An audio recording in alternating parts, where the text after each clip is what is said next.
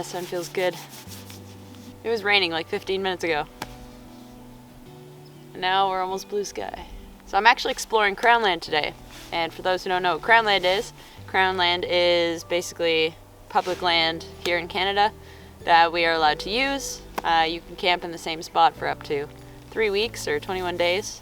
And it's a great resource for people wanting to get outdoors, but not necessarily overcrowd the provincial parks and national parks and stuff that we have. And it's a nice way to kind of get a little bit more adventurous, but there's definitely a learning curve to it. There are lots of resources and stuff to help you map out where you want to go, but ultimately it's just a big adventure. Depending on how far in you want to go or how deep you want to go, you can really find some very secluded spots that no one's going to go to. So this is my first pit stop, and this little campsite is actually a very popular pit stop. I'm just taking the old railway tracks right now to get a little bit further into the trails a little bit quicker. It's kind of a straight shot to Crownland, and yeah, it's just super handy. But this is a very popular spot. There's a little fire pit. It's a really nice lookout. It's a nice place to stop. All right, so I'm gonna gear back up, get back on the trail, and see if we can't pin some spots today.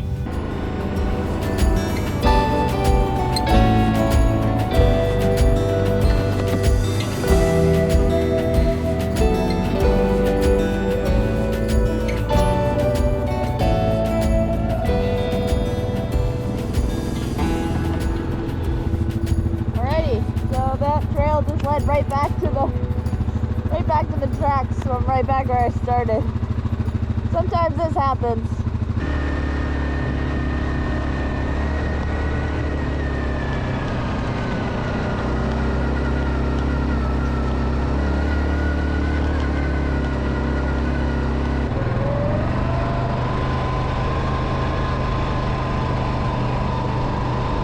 Okay, I found this awesome spot of like elevation. Actually, it's not here, but over there. And then I looked across and I saw this other cool spot that was like, looked like it had a little lookout. Oh, moose dropping. Anyway, so I took another trail that I thought would lead to that, and it didn't. But there's this little footpath.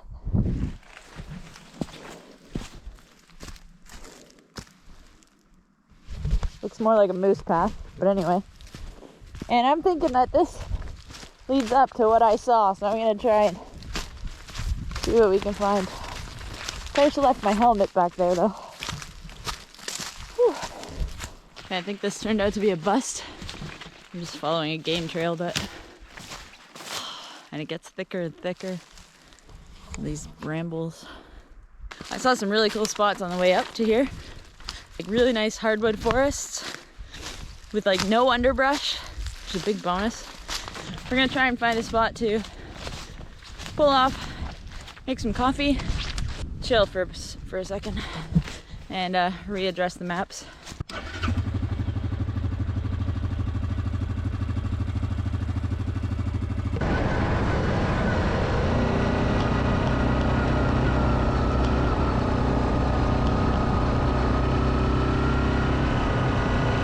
Alright, so we're going to leave this guy down here and venture up here. Why don't we chill right here beside this rock. Whew. Well, I gotta say, finding camp spots on the quad is super fun. Highly recommend. Alright, so I came with pretty minimal gear. I've got a little cook set in here. I didn't want to make a fire today. I've got some snacks, water, coffee, a fire steel always, and some toilet paper, and a safety kit, or a first aid kit. And that's it.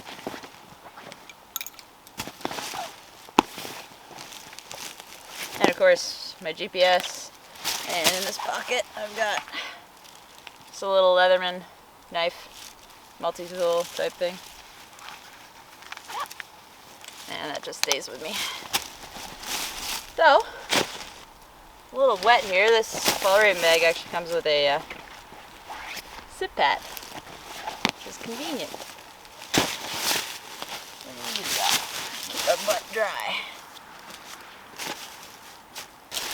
Okay, so I've got this little bento box type thing. And on the top, some carrots and grapes. These are homemade, no-bake energy bites. They have like peanut butter, oats, dates, chia seeds, and some honey. I think that's it. Got some almonds and some dark chocolate.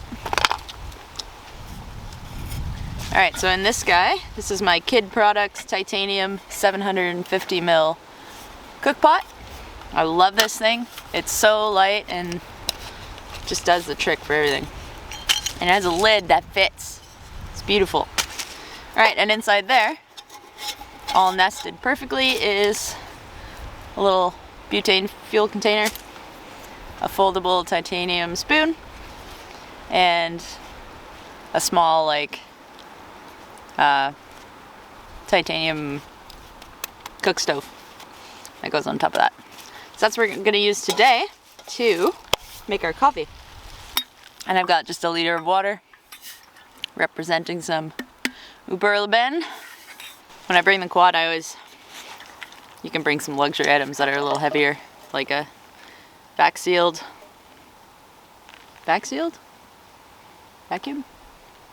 water bottle. I don't know, insulated water bottle. Just everything nice and cold, delicious. Alright, so all that leads me to the sponsor of today's video, which is AeroPress. You guys all know how much I love coffee, especially in the backcountry. The outdoors is the best place to drink coffee. But not only that, most of the options for coffee out there, especially in hotels, at the office, on the road, are usually flat, lifeless, and bitter. AeroPress uses a patented brew method that makes the best non-fancy coffee you will ever drink. One-of-a-kind smooth finish without the bitterness found using traditional methods. Best of all, its compact portable design was built for travel. So AeroPress is essentially a French press that makes a way better cup of coffee than a French press ever does. AeroPress uses a patented 3-in-1 brew technology that combines the flavor benefits of espresso, pour-over, and French press into one compact portable device built for travel. You get a completely unique and delicious cup of coffee wherever you go, only possible with an AeroPress like this. So just some hit home points that are really great with AeroPress. They have 55,000 5-star reviews in over 60 countries. AeroPress is the best reviewed coffee press on the planet. Coming in at just under $50, and with all those great reviews, AeroPress makes an exceptional gift. Thoughtful, proven, tasty, and travel-oriented. AeroPress is shockingly affordable, less than $50, and we've got an incredible offer for our audience. Visit aeropress.com/KarinaAlexis, that's AEROPRESS.com/KarinaAlexis, and use the promo code KarinaAlexis to save 20% off your order. That's aeropress.com/KarinaAlexis, and be sure to use the code KarinaAlexis at checkout to save 20%. It's time to ditch the drive-thru, toss the French press, and say yes to better mornings fueled by better coffee. AeroPress ships to the USA and over 60 other countries around the world. AeroPress, thank you so much for sponsoring this video. Yeah, look at that.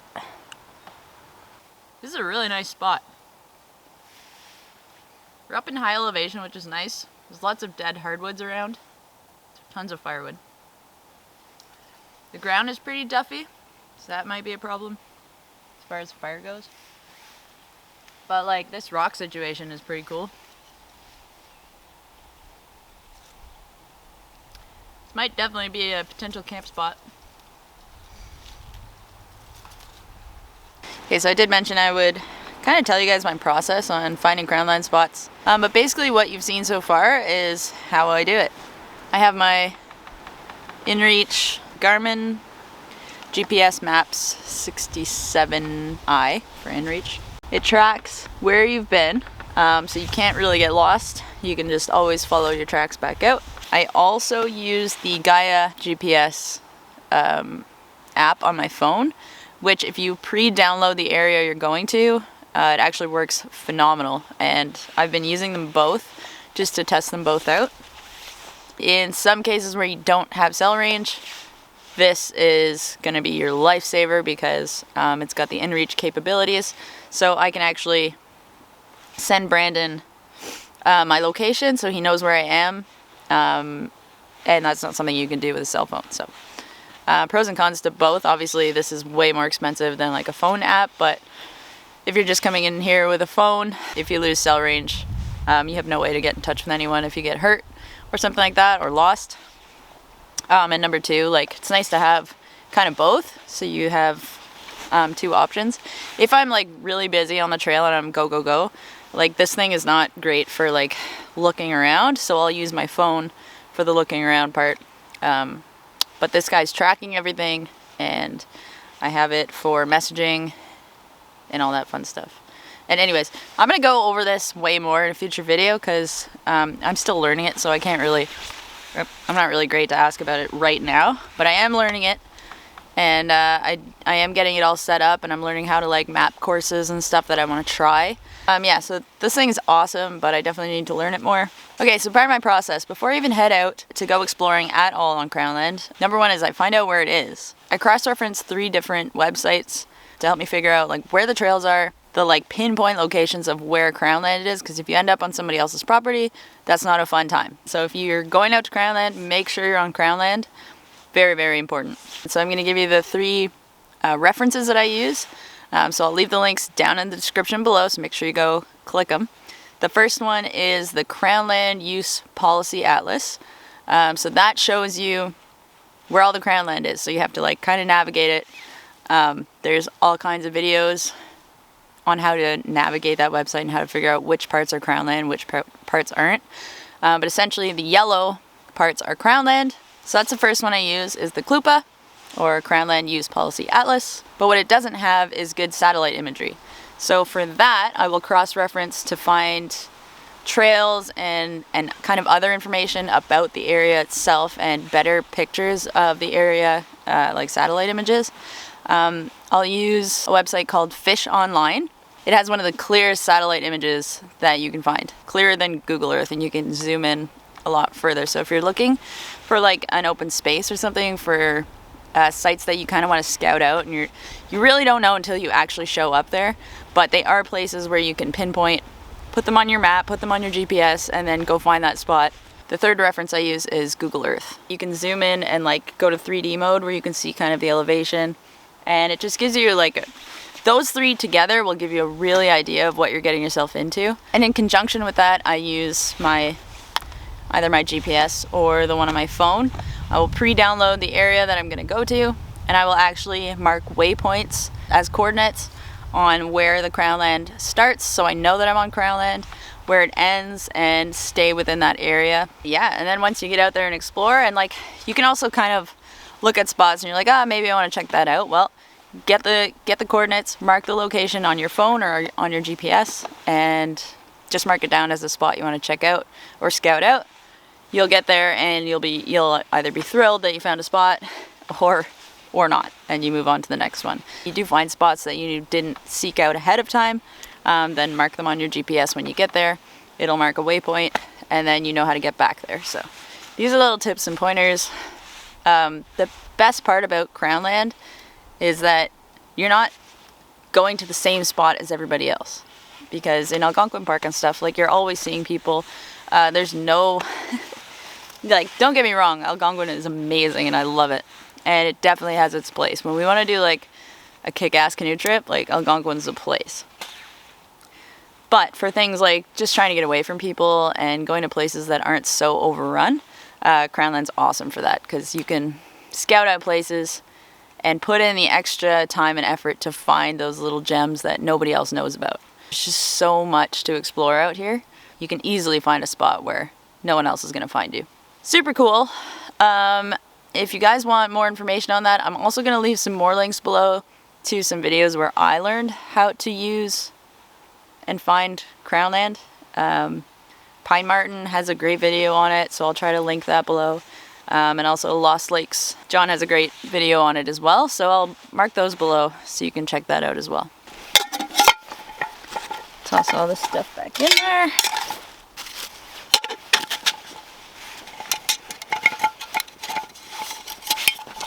This really is a great little cook pot. I really love it, especially for canoe trips and hiking trips.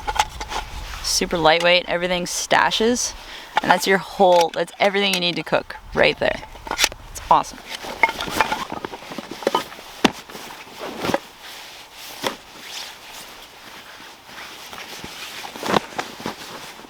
Check out this massive chunk of chaga. If you don't know what chaga is, look it up. C-H-A-G-A. I have tons at home, so I have no need to harvest this, but pretty sweet. That's a nice big chunk.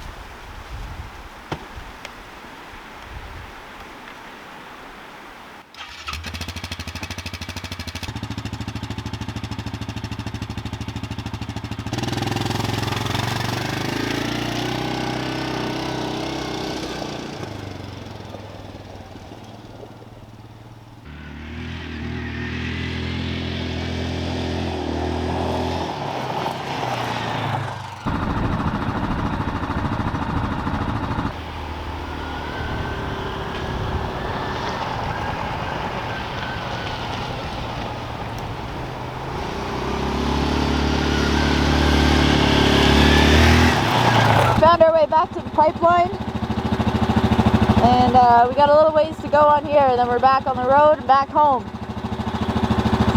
We'll do one more pit stop on the way back. I want to climb up there. Maybe another time. Check out that waterfall.